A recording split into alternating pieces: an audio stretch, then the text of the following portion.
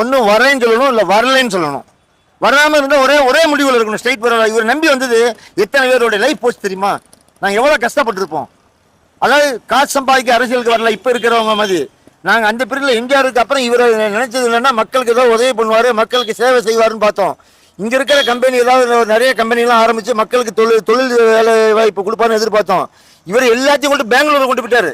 இங்கே ஒரு ப்ராப்பர்ட்டி, இங்கே வீடு மாத்திரம் தான் ப்ராப்பர்ட்டி, வேற ஒன்றுமே இல்லை, ஒன்றுமே கிடையாது. எல்லாத்தையும் அங்கே கொண்டு போயிட்டேன். நீ இங்கே வந்து தமிழ்நாட்டு மக்களுக்கு ஒரு நிறைய கம்பெனி நடத்தி நிறைய பேருக்கு வேலை கொடுத்துருந்தேன்னா இன்னைக்கு தமிழன் பொழைச்சிருப்பாயா? இன்னைக்கு தமிழ்நாட்டில் நீ வந்து வெளியே உன்னை ஜெயிக்க வச்சிருப்பாங்க. இன்னைக்கு எந்த நாட்டுக்காரங்க எந்த ஸ்டேட்டுக்காரங்க வந்து வேலை செய்கிறான்? அவனை வர வச்சு யாரு? உங்களுமே ஆளுக்கு தான்.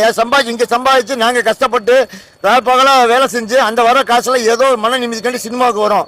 அந்த காசை நீ வாங்கிக்கிட்டு நீ ஃபுல்லாக உனக்கு ரைட்டு, எங்களுக்கு என்ன?